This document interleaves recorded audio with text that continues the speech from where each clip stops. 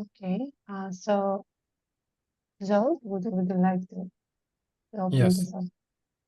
Thank you very much. I am together with here with Nora, my colleague. We are part of the consortium, and I will speak about internationalization of SMEs in a rather general but also practical way. Nora, could you share the screen?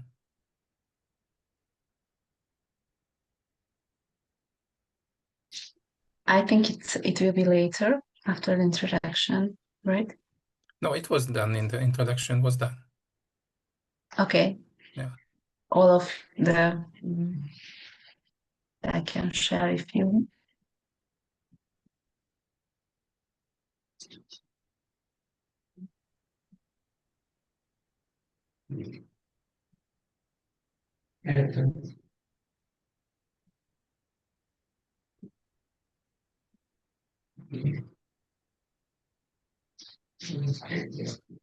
Okay. Thank you very much. So again, my name is Zsolt Keresztúri. I am cluster manager of InnoScart Digital Innovation Cluster from the beautiful city of Székesfehérvár in Hungary.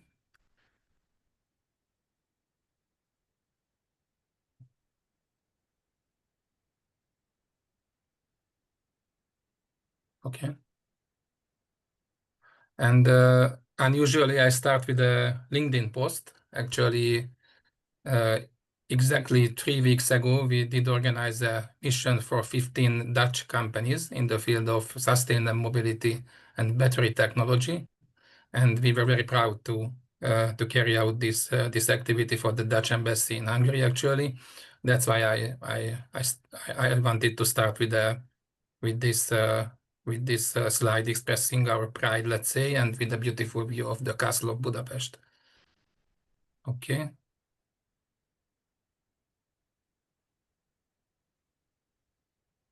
Yes, so in just in some figures, so 15 Dutch companies wanted to explore the Hungarian market.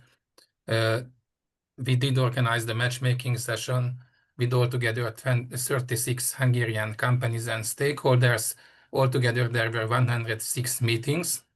Of course, the meeting agenda was 100% created by AI because we had to tell them which Hungarian company has to leave at 3:30. And of course, we didn't want the Hungarian companies to have two slots of 15 minutes between two meetings. So it was, I think it was 15 minutes also for the AI to create this agenda. The mission itself brought together industry leaders, policymakers, investors, but I will highlight some aspects of this mission. That's why, in order to give some practical insights of internationalization. Okay. So we are a cluster, InnoScart Digital Innovation Cluster. Of course, we are helping SMEs, we are helping our members onto international markets. On the other hand, we are helping foreign companies, actually mainly Dutch companies, since I have more than 20 years of experience with working with Dutch businessmen. So partnership, knowledge sharing, visibility, and access to trusted networks. So this will be the main focus of my presentation. Okay. So the first question, why SMEs should think internationally? Of course, there are several aspects why they have to do this, or do they have to do this? Not for everyone, of course. They can diversify risk. So for example, if there is a Hungarian SME that sells only on the Hungarian market, which is quite small, the SME is exposed to changes in local demand, exchange rates of euro, Hungarian forint regulations, economic slowdown. If it has customers abroad, then kind of downturn in the domestic market will have less impact on the company. Of course, and it's not a big issue, it's not a surprise for you, you can reach new customers.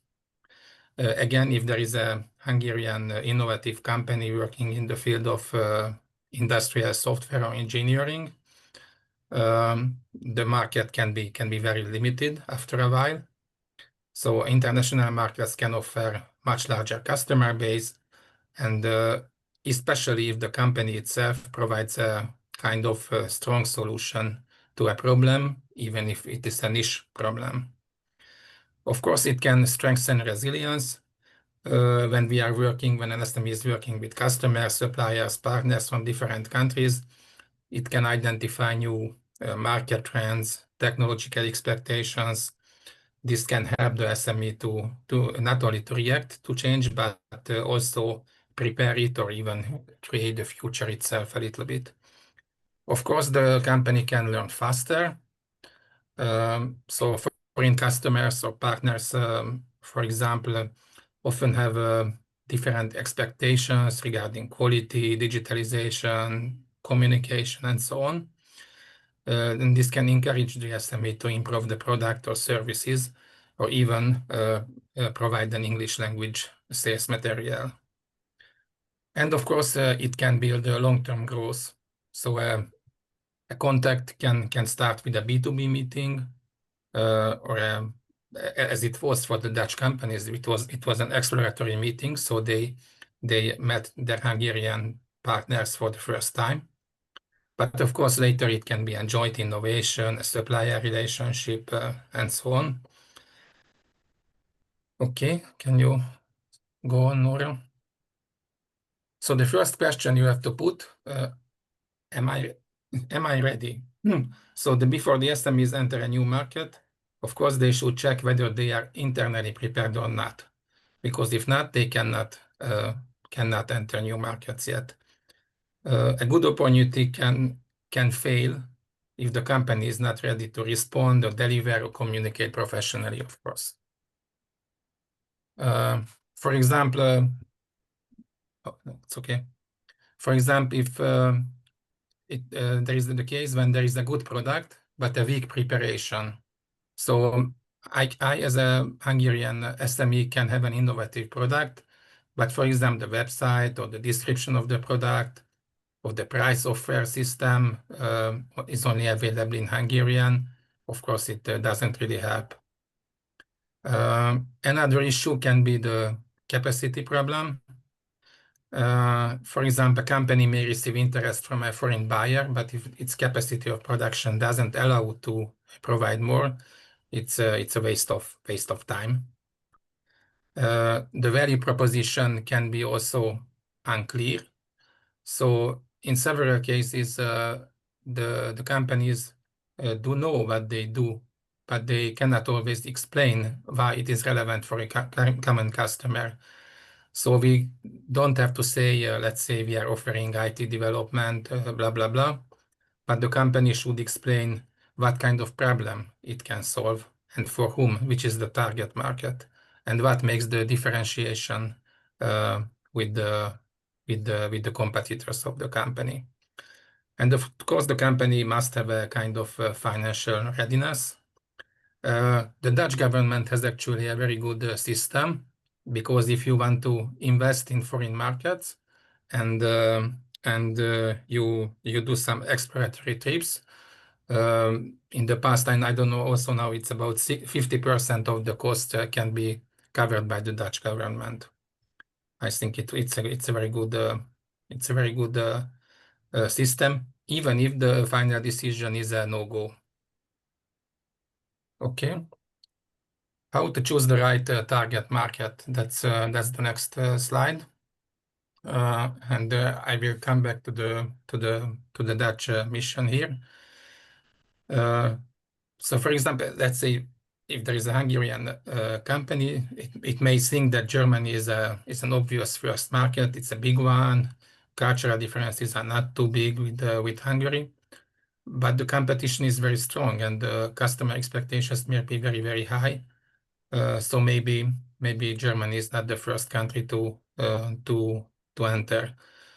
Also, when we organized this mission, the Dutch companies wanted to meet OEMs from the battery industry, and you know that Hungary is very strong in Chinese, Korean battery industrials.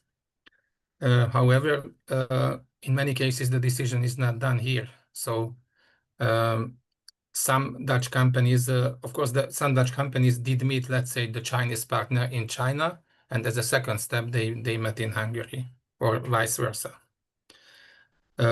Smaller markets can be sometimes better as a first step. So, for example, for Hungary, maybe Slovakia, Slovenia, or let's say Austria, which is a little bit closer already to German culture, can be a more realistic first market. Also, if maybe a digital solution for manufacturing companies can work well in a country with a strong automotive or machinery sector.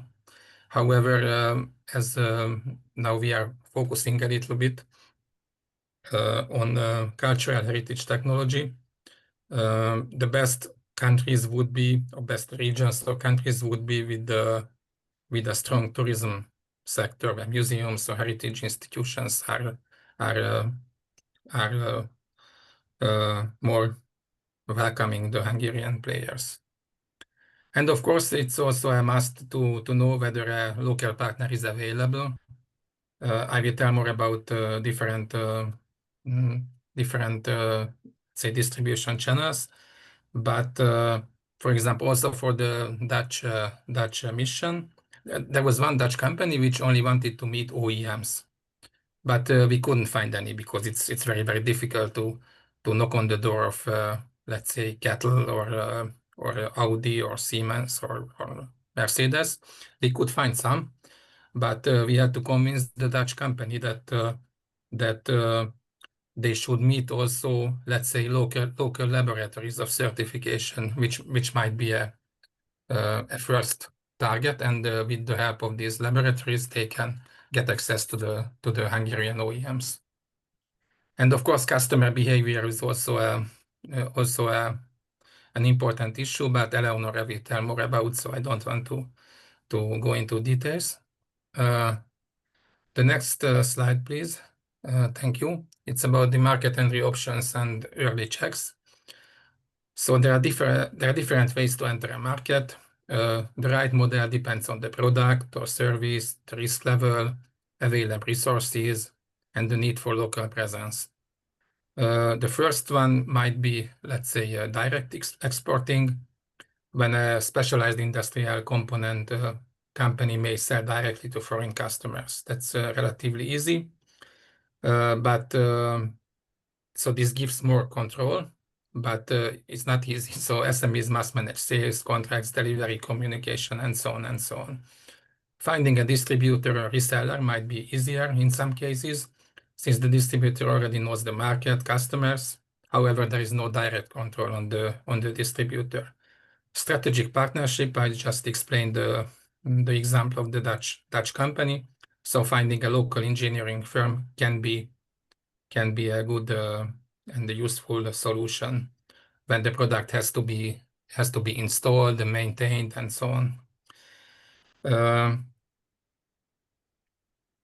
EU project cooperation as a market entry can be also an issue. So for innovative SMEs, international projects, even let's say Horizon projects, can be an entry route. So first you can cooperate with a partner on a project level, and then you can go to the business level. And of course, early legal and financial checks are needed. So before signing an agreement, the SME, of course, has to check local regulation, VAT rules, and so on. So entering a market, in a nutshell, is not only a sales decision, but a legal, financial, operational, human decision, of course. Okay. So here I would like to tell or say something that internationalization can be easier if an SME is following a structured process instead of a random approach, let's say.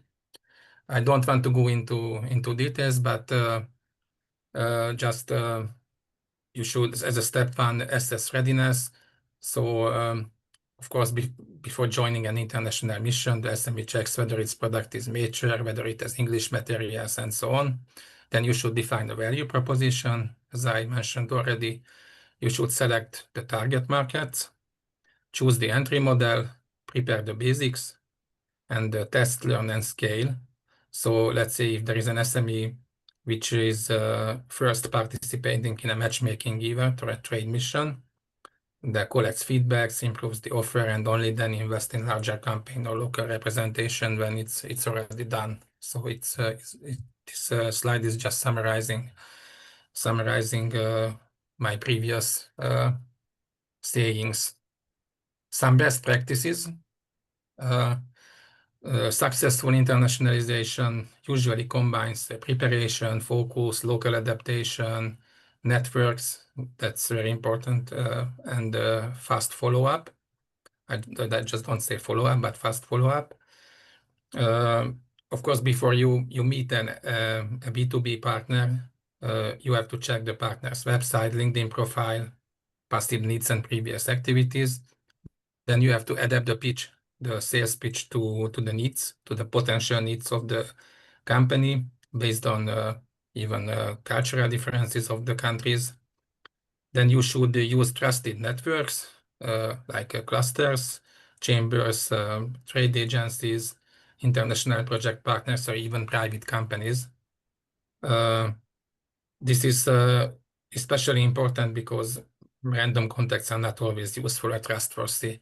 Sometimes it can happen, but you should get access to a trustworthy partner. And one more best practice can be that you should start with a specific segment, so not a general approach. So you cannot say that, let's say we are targeting all manufacturing companies in Europe, but just starting with the medium-sized automotive suppliers in Austria or Slovakia, or let's say.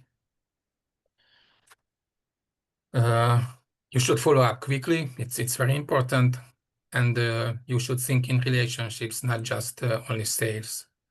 Of course, the first contact may not buy immediately, but it may lead to a pilot, a recommendation, or a further development in the country. And you should learn out of the best or worst practices as well. So if the partner is saying that the offer is too expensive, it's unclear, not adapted, that you have to prepare yourself a little bit more, and it can help. So just my last takeaways from InnoSCART perspective, from a matchmaking perspective. My main message, let's say, is that SMEs do not need to internationalize alone. Clusters can help, and other organizations can help. And you have to be prepared. You have to connect through international projects or matchmaking events, partner searches. There are different platforms, of course. And I would emphasize the role of the clusters, since we are quite strong clusters in this consortium. You should scale. So a first meeting can be just a pilot, can be a first project, a partnership initiative. And the role of the whole ecosystem is to help SMEs to turn contacts into concrete next steps. You should create a trusted ecosystem, and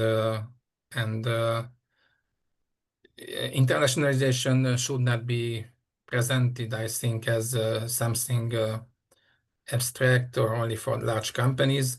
Also for SMEs, it can begin with a very small practical step.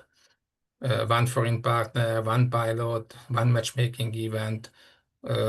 You have to do it quite well. And just my last words, about 5 years ago, I went to a matchmaking event as a cluster to Bratislava. And I had, with my colleague, altogether 16 meetings. And then we created a project which won. And 7 of the partners were coming from just that afternoon. So really, internationalization is a big possibility for SMEs all around Europe. And I would like to give the floor to Eleonora, who will share her views on this topic from a different angle. Thank you very much. Thank you, Zold. Let me share my presentation. Do you see it? Yes, everything. Okay, perfect, thanks. So we would like now, yes, as Zold told, is that we would like to look at another aspect of internationalization. So not just from the product point of view, but also through culture and networks.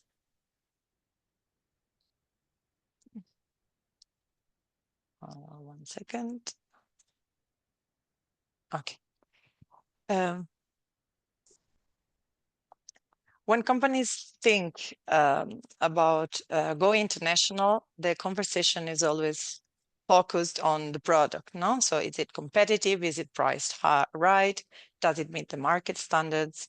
And it's absolutely right. It's the first step, so it's very important, but it's just half of the story. So the product quality alone cannot guarantee success abroad. Once you cross a border, a company also needs to understand how business relationships are actually built in that market and how trust is established between commercial partners, and how are purchasing decisions made weekly or only after maybe long or internal discussions. And just as important, what local customers and partners actually expect from a foreign supplier. So these are, of course, not technical questions about your product or service, but they are cultural and relational questions about how business gets done in that local market. So a strong product, of course, opens the door, but understanding the market keeps them open, okay? Keeps that door open. What, internationalization in this case, in this sense, we are talking about Europe, no? The European market especially. Of course, we have the global markets as well, but even in Europe, as the European single market, we are used to think about it as a single homogeneous market. And this is for sure from a regulatory and trade perspective, the single markets helps and does make cross-border businesses significantly easier. But business culture is a completely different matter. Even within the European Union, the way companies actually operate can vary enormously from one country to the next, to the other. And understanding these differences is what helps you avoid misunderstandings. I highlighted here in this slide just 4 dimensions in particular, which is the communication style. Some markets favor direct, straight communication, while others rely on more indirect and formal approaches. And getting this wrong can come across misunderstandings, and maybe you can be perceived as either rude or vague. So the second is decision making. Some cultures move fast and expect quick answers, while others require extensive preparation and broad consensus before anything is agreed. Third is hierarchy and authority. In which sense is the attitude toward seniority and organizational structure can differ, even in this sense, can differ significantly from country to country. So what does it mean? Who you need in the room? No? Who actually makes the final call and changes accordingly in different markets.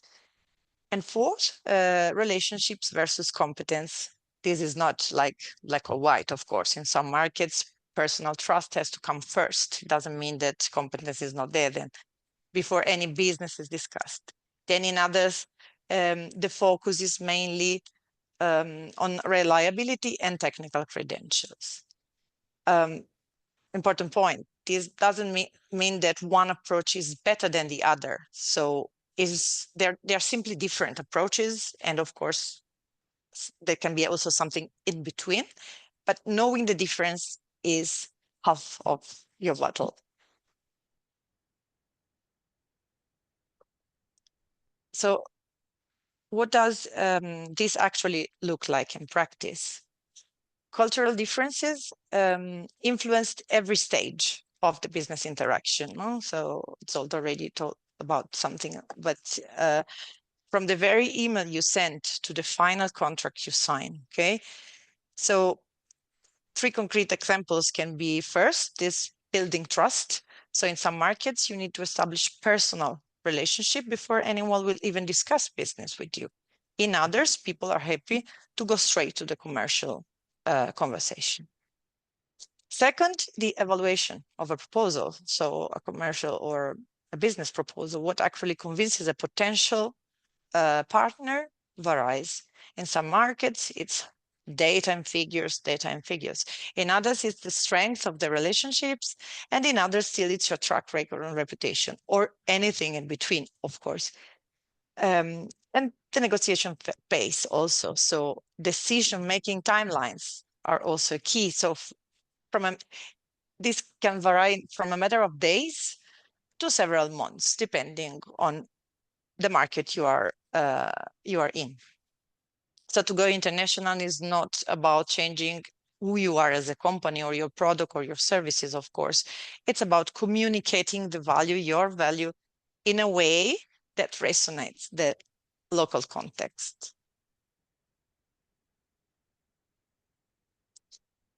So we can focus a bit now on the challenges. So this brings us to what we consider the real challenges for an SMEs. The main barrier, so as said, is often not the product itself, but it's navigating this unfamiliar business environment. And even with this Europe market, as we've seen, market practices can vary significantly. So you could meet a different variety of difficulties and challenges, which is limited market knowledge. So an insufficient understanding of local customers' needs and competitive landscape. Finding reliable partners can be challenging. Like, it's generally difficult from a distance to identify reliable clients or distributors. Lack of local networks, so without established connections on the ground, the visibility and credibility can remain low or maybe take very long, and unclear customer expectations. So uncertainty about what local buyers truly value can be different, can disrupt even strong offerings. None of these challenges are about the quality of your product, of what you are selling, okay? So these are all about the context, and the context has to be learned, ideally before you commit significant resources to a certain market.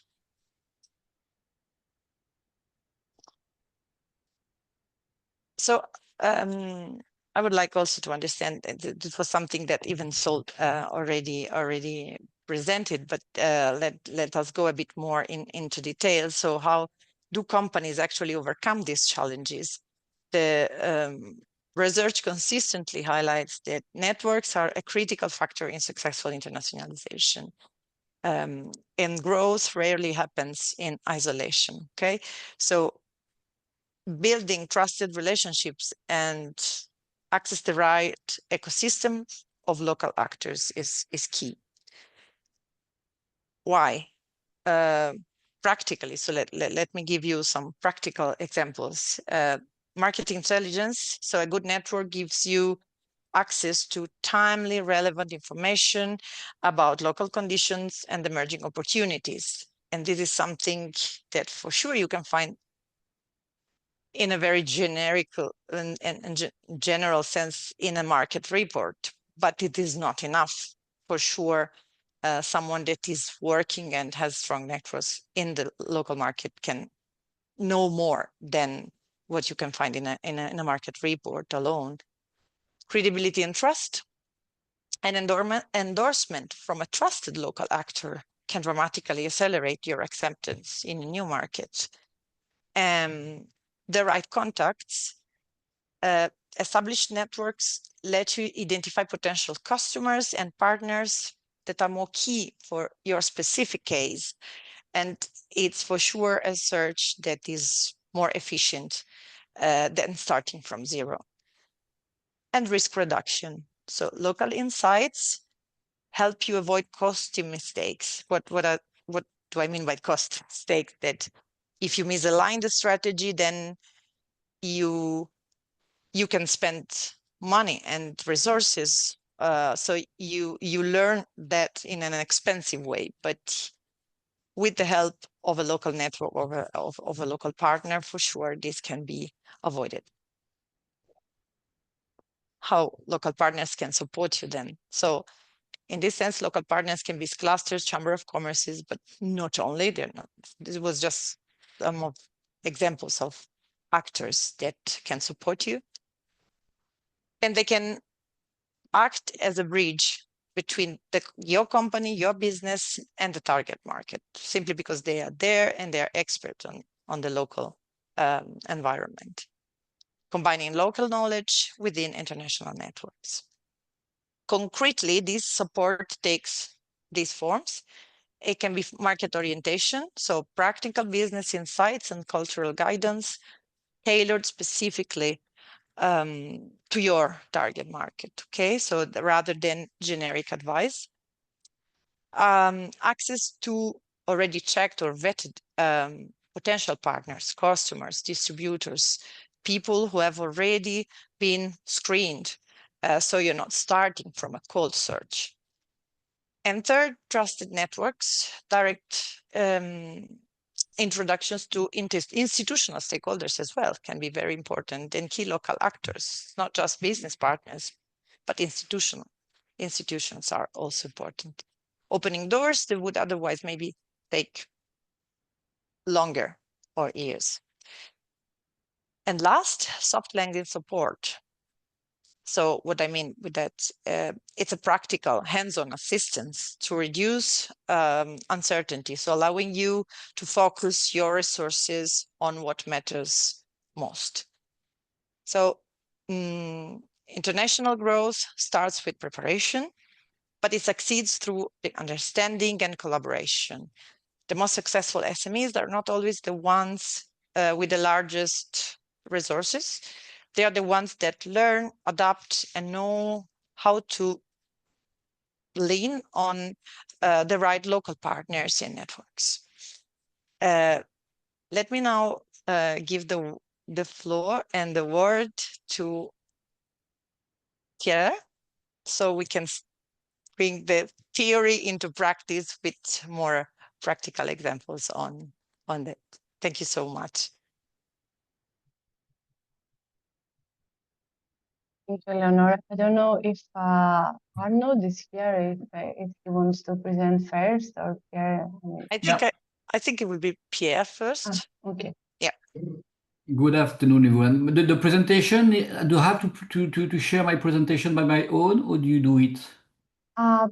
If you'd like, yes, please, you can share your own screen. Okay. So first of all, good afternoon to everyone. Give me a chance to find my presentation there.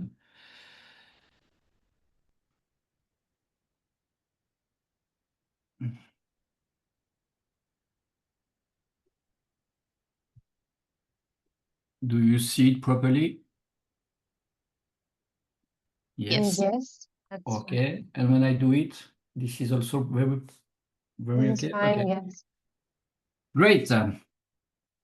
So yeah, I have invited one of my members to be present today and to explain concretely how is exporting worldwide today, starting from a very, very humble point. He's now a very renowned company worldwide. So this is the reason why I thank you, Arnaud Meulemester, who is going to take the floor after me, and he will give you some hints, tips, types, or very interesting information on how to export on a concrete way. I'm starting with just a kind of a reminder on how to succeed in export missions thanks through a cluster. And I would like just to start with a simple question. How many of you have come back from a trade mission with a thick stack of business cards, a handful of LinkedIn connections, and no concrete deal 6 months later. So if you feel concerned, feel free. You are not alone. You are not incompetent. The problem is not you, but rather the approach. Today, that's what I want to share with you is how a cluster changed the outcome of an export mission. And the answer is finally very simple. You don't go it alone. Okay. So let's be honest about what export means for an SME. You land in a market where nobody knows you, no local network, unfamiliar regulations, an unknown business culture, and a credibility gap that's hard to bridge. Then why would a serious partner in Toronto or Osaka agree to a meaningful meeting with a company they have never heard of?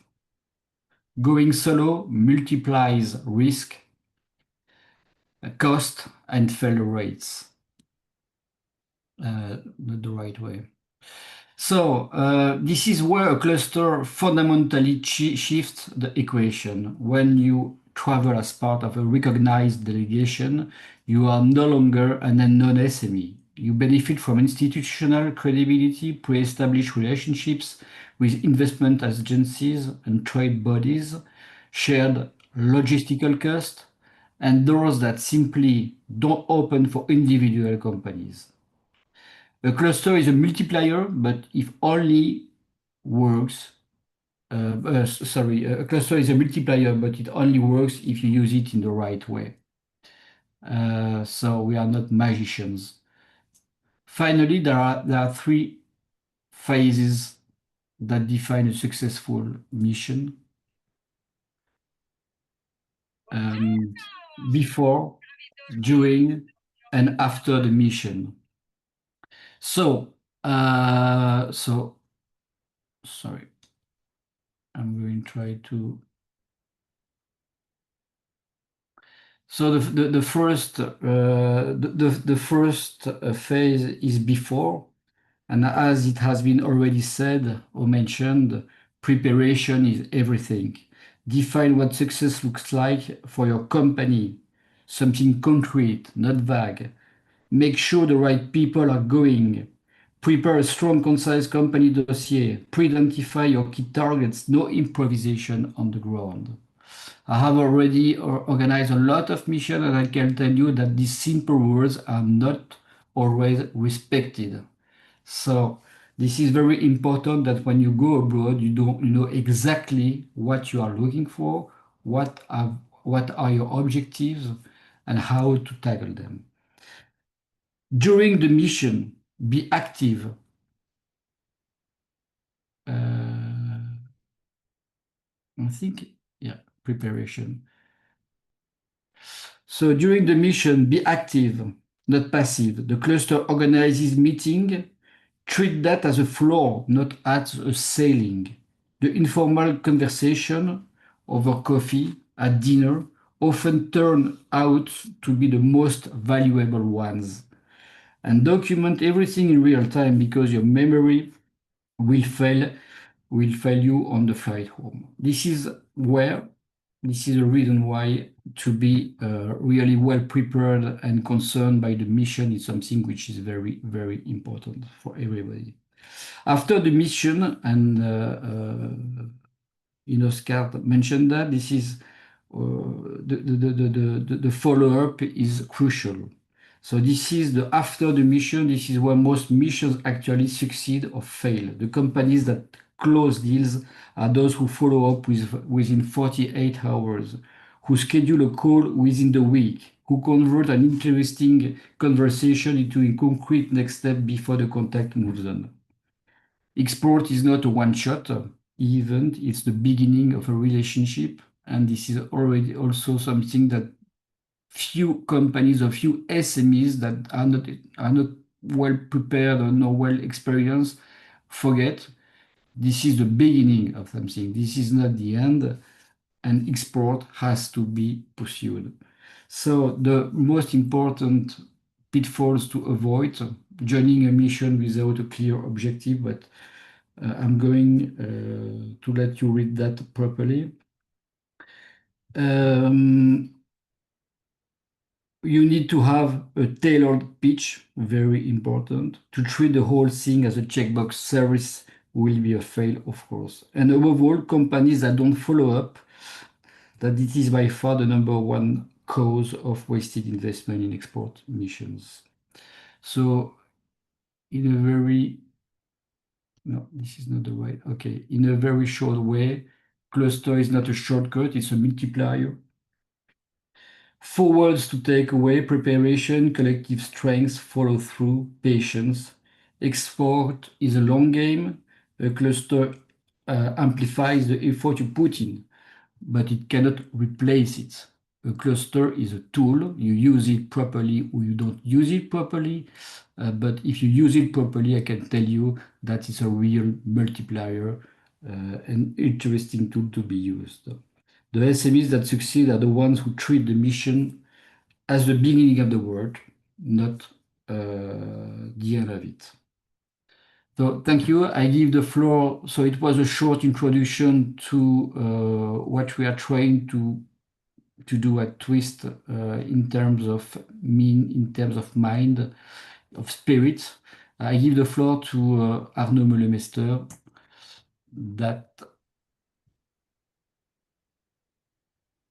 Thank you very much, Pierre. Hi, everyone. I'm Arnaud from Dirty Monitor. Very happy to be here today. Thank you for inviting us. Thank you, Pierre, for involving me in this gathering. So I will explain to you a bit more about Dirty Monitor, of course, but mainly about how we started from a small independent collective of artists from an unknown city in Belgium named Charleroi, and how we now 20 years later navigate in the top level of the entertainment industry, and how did we achieve that. So if you allow me, I will just share a quick video to introduce Dirty Monitor. It's like a 2-minute video, so you will see a bit about what we do, and then I'll dig deeper into the internationalization. So here's the video.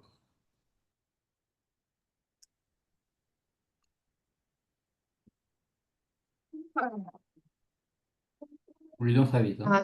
Yeah, we do not say it, actually.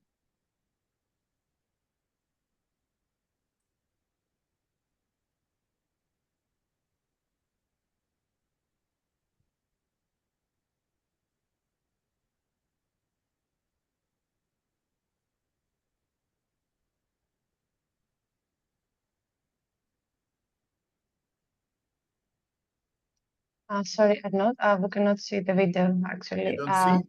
No. Let me check. If you could please share again. Yeah, sorry. Thank you for telling me. Because it was running on my side.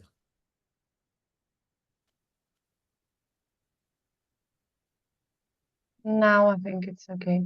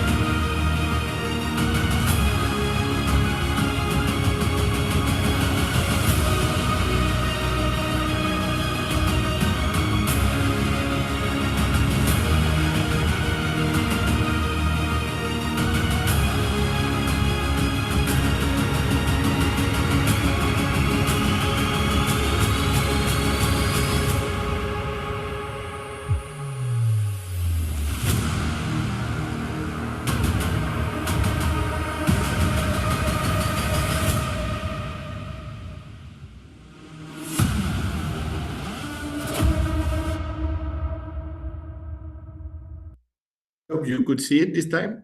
Yeah, thanks. All right, good. Sorry about them. I don't know what happened the first time.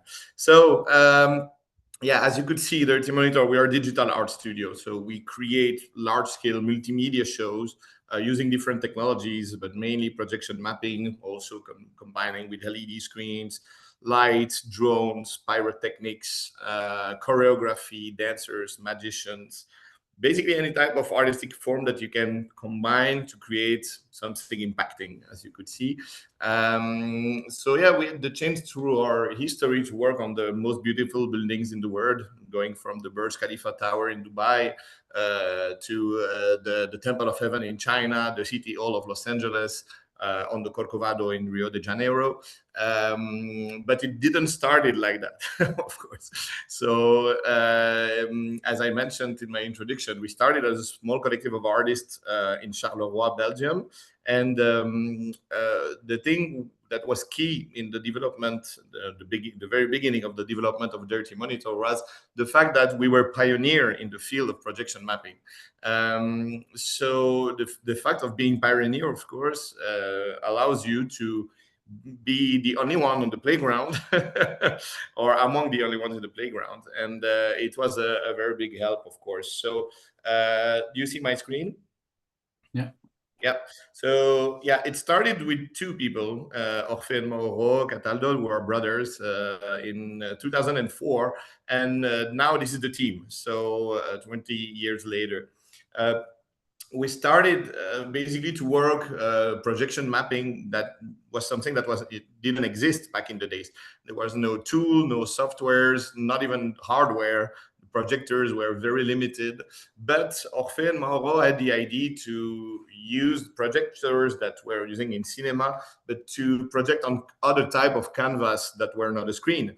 And so they thought, okay, why not project on an architecture, and starting to create visual effects on computer who can match with the architectural features. So like with the doors, the windows, the gates, and the fronton and architraves and things like that. It was the very beginning of projection mapping.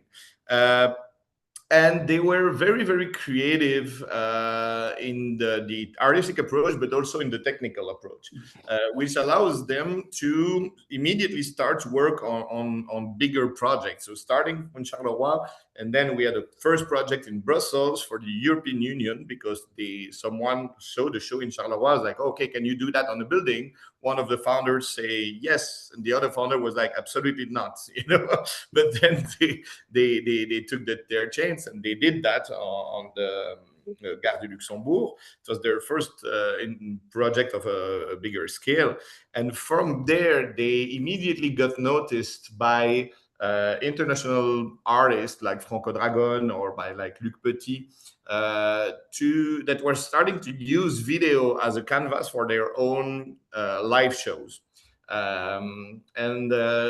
Immediately again they were called for a project in Singapore, and from this project in Singapore they were called to a project in Beijing. And this project in Beijing, the Temple of Heaven one, was the one who was such a landmark in China that it allowed us to work on many other projects around China. So it was a key moment in 2012 of the history of Dirty Monitor. That was the only one studio ever allowed to work on this building. One of the key things is that we, as I mentioned, are not only working on creative, but also on the technical. And that was a fact that allowed us to deploy our talents abroad, because when you have only one, either you're very good at technical, either you're very good at creative, but combining both, it's an additional help to go abroad, because again, back then it was an emerging technology and it was not something existing, and so therefore no one knew how to do it. So they had to come to find the only ones who can do that. And back in the days, there was only Dirty in Belgium and a few other studios in France, also in Canada, in the US, in Russia. All of them were emerging in parallel, but there was no real industry back then. After China, and therefore the Temple of Heaven project, we started to work across all Asia. You know, we had Singapore, we had Beijing, but then we went to Hong Kong, we went to Macau, to Jiaxing, many other projects like in China, but also in Southeast Asia, in Kuala Lumpur. And Asia was our main market until 2016, 2015, 2016. Then we had another request, and it was the brand new tallest building in the world will get built in Dubai, which is the Burj Khalifa.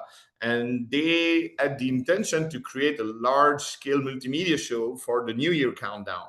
And back in the days, the screen, the LED screen, the LED curtain that is now a permanent installation on the Burj Khalifa was not. It was not permanent. It was a setup for 3 months, and then they had to dismantle it. So it was crazy. It was a crazy installation. But we were the first studio in the world who got appointed to create the design for the New Year countdown. And so it was with our partner Ruggieri, which is a pyrotechnic company from France and Italy. And so we created the beautiful visuals on the tower. And of course, as the Temple of Heaven opened for us all the doors in Asia, the Burj Khalifa opened for us all the doors in the Middle East. Because after that, we work on the National Opera House opening ceremony of Kuwait.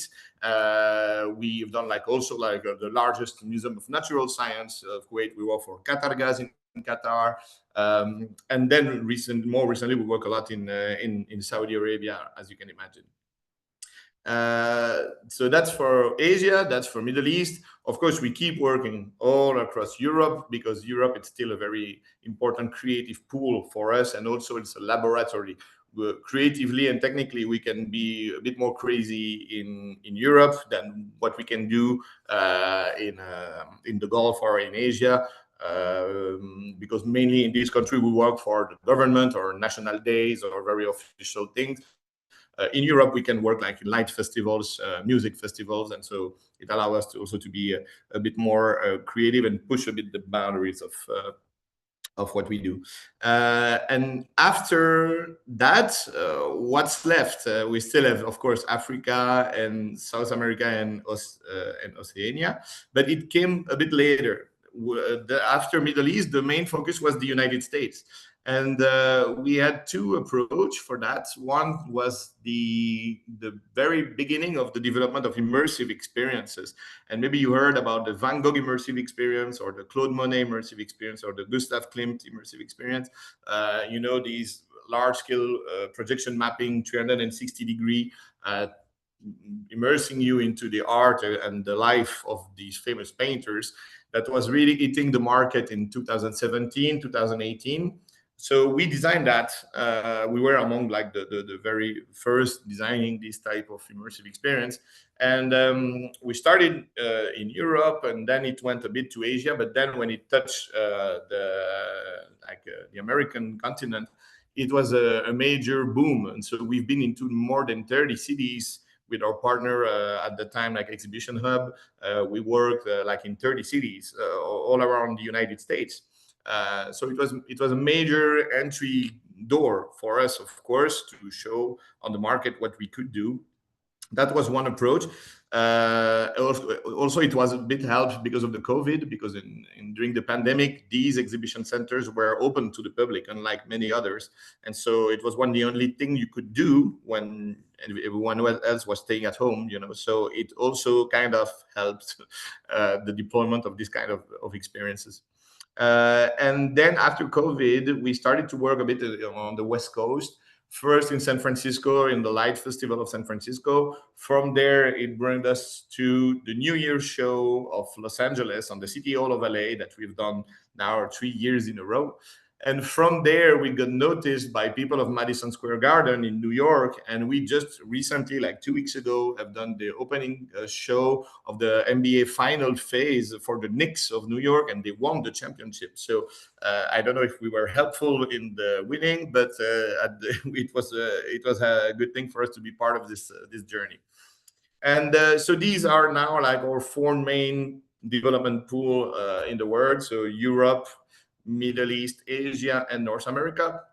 And of course, now we want to reach the other continents. So we had the chance to work on the Corcovado in Brazil, in Rio de Janeiro, for a diplomatic event with the Princess Astrid of Belgium, the sister of the king. We had the chance to work in Sydney, Australia, for the Light Festival, the Vivid Sydney, which is a very famous international light festival. And in Africa, we had the immense honor last year to create the opening ceremony of the Grand Egyptian Museum in Cairo, which is next to the pyramids.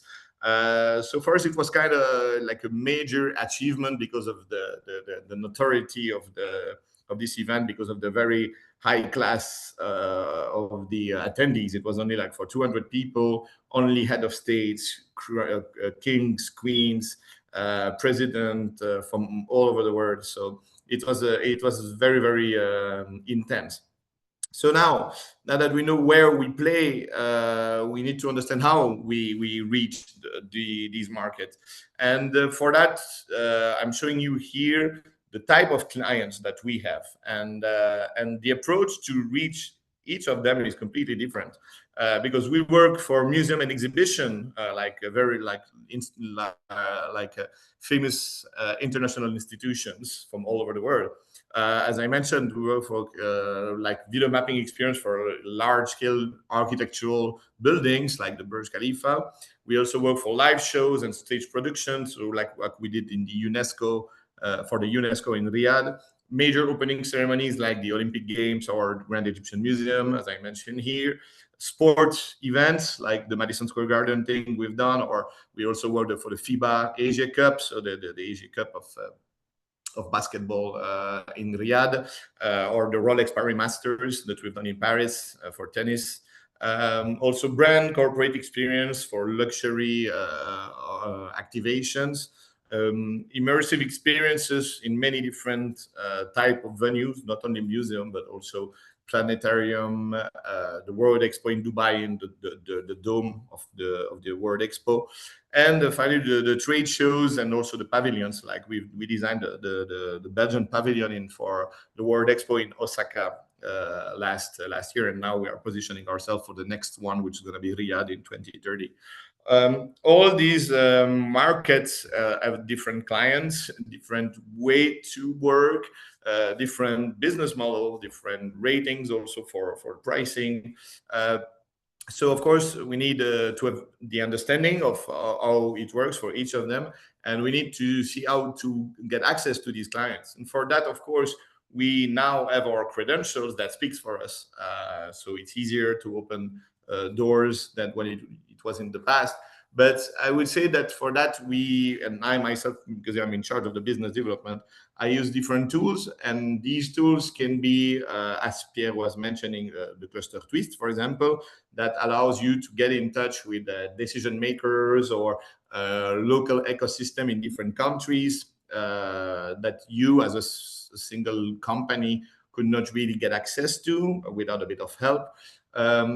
Also working with the diplomacy of Belgium. We have like different trade agencies in Belgium that are part of the Belgian embassies all around the world. So I know that if I want to access to a market, my first reflex would be to call the embassy and like let them know what kind of prospect do I'm looking for, what type of decision makers do I need, and they will let me know what kind of event is in the pipeline. Is there any major opening ceremonies or sport event of music event in the country, in the capital city, or any other major project where Dirty Monitor can be involved. And then my goal would be to go there on site for like a small mission, meet with the right people, sometimes with the support of the trade attaché, sometimes even with the support of the ambassador himself, because when you work with the image of a country, like we did like many times, you work on a ministry level, and for that, having the support of the ambassador is, of course, an added value.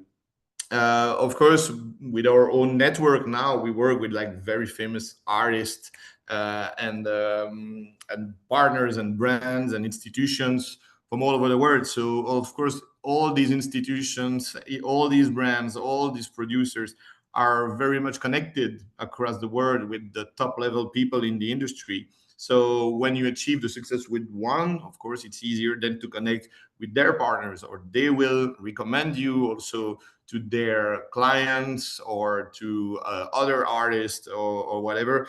And it creates some kind of a virtuous circle where a good achievement lead to potential projects, and it goes from like, as you can see here, the public sector to museum institutions to brands or artists. Like, I mean, you see how different they are. Like some of them are electronic music, some other are designers, architects, hip hop artists, even humorists, or even Blackpink with what we've done for them in Paris 2 years ago. And also now, of course, with all our achievements, we have a pretty good reputation in the industry. So all the major producers and event organizers of the world, they basically know us, and they know that when they call us, the project will be done properly. And so all of that helps, of course, for developing your business around the world.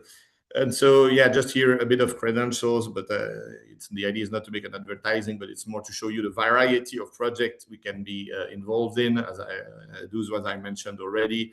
Here you see Corcovado, Los Angeles, or Cathedral in France, the Temple of Heaven in Beijing, as I was mentioning. We've done 3 World Expo 2017 in Kazakhstan, Expo 2020 in Dubai, Expo 2025 in Osaka. And then you see like a different type of shows, like LED screens, opening ceremony, national days, light festival. Here also we've been involved in the 50 years of the end of the Vietnam War in Ho Chi Minh City. It was in front of 3 million people in the street of Saigon. So it was truly amazing. And yeah, of course, to develop more reach, the immersive experiences were for us very important, because unlike the shows that we do that are more like a one-time event and then that's it, here it's more like a product. So you can duplicate it, you can deploy it on in different countries at the same time, and have a global reach, because it attracts like millions of visitors. So it's also another way to reach the market. And the final key element for us is also that we work a lot in the music industry for live shows and music festivals, including like Tomorrowland, or the biggest festival in the world. So yeah, I would say this is also a way to make yourself known from different industries, and every time adapting your creation to the prospect and to the client, and gain their trust and keep their trust, because at the end of the day, that's the best advertising you can have to develop your project internationally, is that make your client happy, and then they will speak highly about you, and it will keep moving like that. So thank you very much for your attention. If you have any questions, I'm here. Thank you very much for this very insightful presentation. Thank you actually all for presenting today and for being here. Of course, if you'd like, you can use the chat for questions, or you can also open your mics and ask us directly. We're just gonna wait a little bit. I see Marco. Yes. Please. Thank you, Arnaud, for your presentation. Huge work.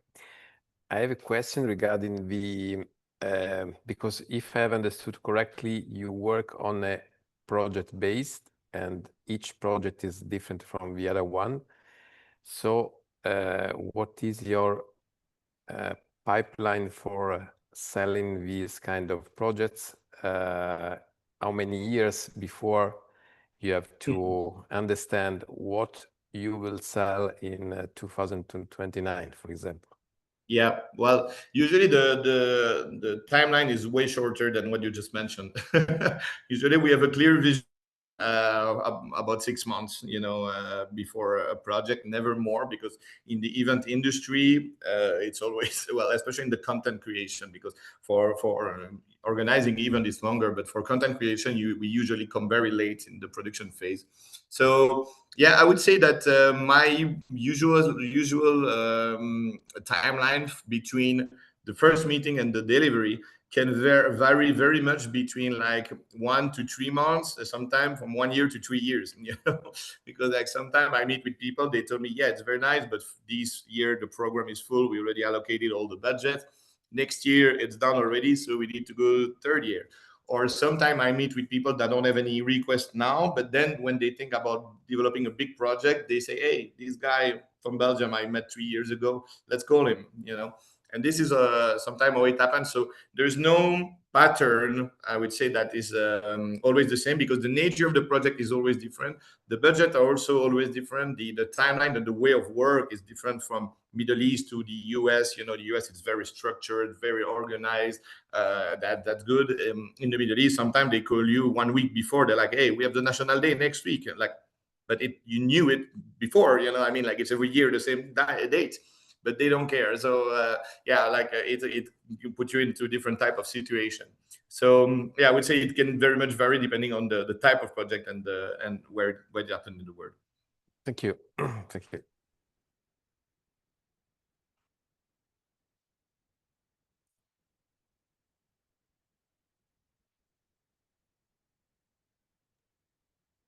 Actually, I see one question in the chat from Aphrodite. Are there any tips for deciding the right price for the product? In cultural issues, this is important.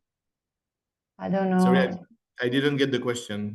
There is a question in the chat. I think it's probably for Eleonora. I think it was written during SALT, Yeah. because it was. Sorry. Yes, I think he mentioned something like the price. If we have any tips for deciding the right price for the product. Is it for me? Is the question for me? No, I think no. Okay. But if you want, it you can can also. Be for you. It can be for Yes. you also, since you are Yes. more involved in cultural issues than we are. Yeah, well, okay, but the question is about how to source the talent we work with. That's the question. Did I understand well? No. If we have any tips for deciding the right price for the product. No, not really. Like, I mean, it's so different. Like, it's also always a matter of sensibility. Like, you have to feel your client, you have to feel the best approach, and so it's not that I have a direct tip to give for this. But of course, you have to compare it with the prices of the competitors. No, I never do that. You never do that.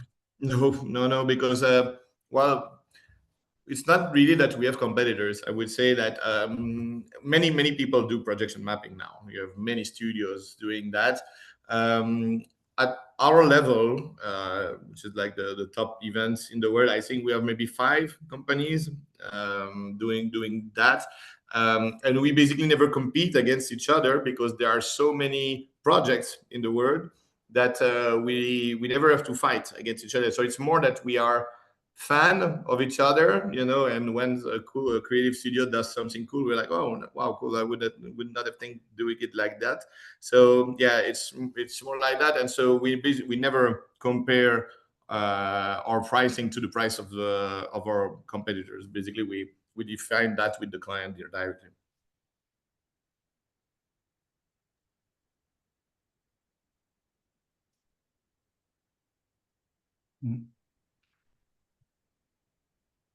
Okay, one more question for Arnaud. I have a question. I see in the chat. So it says, I have a question. How your company finds the talents you work with? Well, we have the chance in Belgium to be known among the digital ecosystem because of our creation. So it's true that usually we don't have really to look for it. It's mainly the people who comes to us. We have a lot of graduated students from all the schools in Belgium and even in Europe that get in touch with us to see if they can work with us. So they show us their portfolio, and we can just select the one we feel that are the best or the more relevant to work with us on some project, and we hire them like that. Other than that, also when we work with on big projects, we always meet very talented people, from like choreographers, music composers, dancers, and things like that. And so usually now we have a pool of creative talents around us that we know, okay, now with this project, we require this, and that. Oh, let's call him, let's call her, and see if they want to get to work with us on this project. And this is, yeah, it's a flow basically that allows us to work with so many creative and talented people.